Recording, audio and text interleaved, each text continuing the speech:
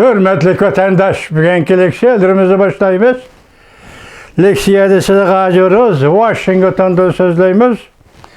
Bugünkü islağa 2021 yıl 3. ayının 29. günü vatandaş. Vaziyet doğrusu da gep kılsak mundaq. Hazır Birleşken Devletler Teşkilatı'nın katibi Guterres şundaq dedi, biz Cungo hükümeti bilen məsləhətləşib paranlaşıb hiç qandaq çəklimige uçurmaydigan ahval astıda Uyg'uristonga kirib tekshirish elib berishni muzokara qilyapmiz degan so'zni qildi hurmatli vatandosh. Şu münasebet bilen Cungo'nun ifadesini hem özü ifadelep yoki Cungo'nun ifadesi doğrusu to'xtalib mundaq dedi. Cungo hem Uyg'uristonga kirib tekshirishimizni umid qilyapti dedi. Bu yerda ikki nuqta qarayli. Biri ihtimal Birleşken Devletler Teşkilatı'nın navbatda Uyg'uristonga berib tekshirish vaqti yetgan bo'lishi kerak. Buni qo'yib turayli. İkincisi hazırki növbetdeki xalqaro besim. Birincisi genocide soykırım. İkincisi bu vatan Hong Kong, Uyg'uriston, Tibet degenler senin işki işin emas. Bu 3. ayının 22. günü, 21. günü din avval 18, 19. günü al yaskıda açılgan jığanda deyilgen gepler. Uyg'uriston, Tibet, Hong Kong senin işki işin emas ketdi, işki iş ketdi. Üçüncüsü hazır bütün dünya boylap Avrupa İttifaqı, Amerika Qo'shma Shtatlari qatnaşqan ve Avrupa İttifaqı şirketleri ve Amerika Qo'shma Shtatlari şirketleri Cungo tarafdan zarbiga uchragan ve yoki Shvetsiya şirketleri Cungo'da boykot qilishga uchragan, cheklashga uchragan ahvol ostida dunyoda ketayotgan nihoyat jiddiy vaziyat hurmatli vatandosh. Uyg'uriston paxtisi, Uyg'uriston paxtikorlari meselesi. Bu yerda Amerika Qo'shma Shtatlari, Shvetsiya ve Avrupa İttifaqı emgekning azadlığı, emgek qulla emgeki. Mesela Uyg'urlarni qulga aylantirish, Uyg'urning emgekini qulla emgekiga aylantirish. Yani hozirgi tilda chiroyliqcha aytilayotgan majburiy emgakçilish. Mesela bundaq emas.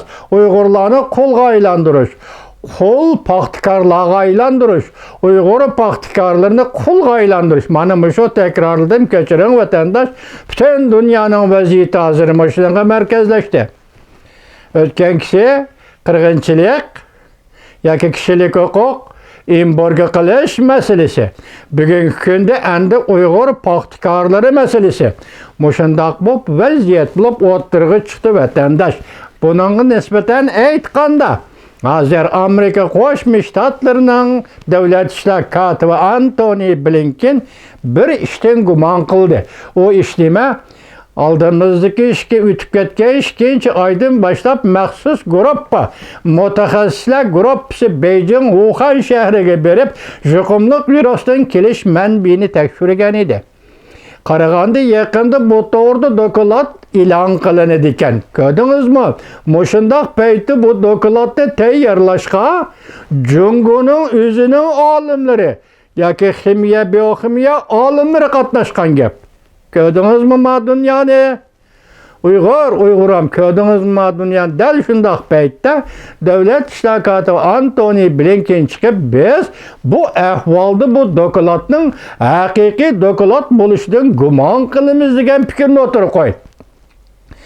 Demek Wuhan'daki juqumluq virusi tekshirish masalasiga Jungoning mutaxassislari qatnashgan, dokladni shular tayyorligi va yaqinda e'lon qilingan bo'lsa, biz buningda gumon qilamiz dedi. Bu Amerika Qo'shma Shtatlari adolati deymiz. Şu noktadan qayrilib kelib biz endi Birleşken Devletler Teşkilatı'nın katibi Guterres'dan biz Cungo bilan so'zlashyapmiz. Hech qanday cheklamaga uchramaydigan ahvol ostida Uyg'uristonga berib tekshirish elib boramiz degan so'zidan gumon qilishga bo'lamdi yo'q. Cungo Kompartiyasi Dünya Sayya Teşkilatı'nı muşu derecede kontrol kılgan tursa, Bugün endi Birleşken Devletler Teşkilatı'nın kişilik hukuk valisi yoki vali ishxonasining vatanga Uyg'uristonga berib tekshirish elib berishi Tunigillardan Burayinga Jungo'ning 3-qo'l rahbari Wang Yang, Jungo Jamoat Xavfsizligi Ministrligining ministri kim edi? Javkoji deganlar berib qoldi. Ular hozir yo'shirdiganni yo'shirib bo'ldi, ko'ydirdiganni ko'ydirib bo'ldi, o'ltirdiganni o'ltirib bo'ldi. Hozir naq maydon hosil qilib bo'ldi. Yoki naq maydonni tayyorlab bo'ldi. Bu naq maydonni dunyoga ko'rsatsin bo'ladigan naq maydon, kimni oldisa, kimning ko'zini bo'yab boqsin bo'ladigan naq maydon, bu jinoyatlarni yo'shirib bo'ldi. Mushunda ahvol ostida Birlashgan Davlatlar Tashkilotining tekshirish umigi, maxsus tekshirish umigi Uyg'uristonga boradigan bo'lsa, nimaga erishishi lozim, nimaga erishishi kerak vatandosh? Qani shunday vaqtda kuchingiz bormi? Masalan, chet ellarda nima tashkilot, nima qurultoychilar, nima proyektlar iltimos qilib baqdinglarmi?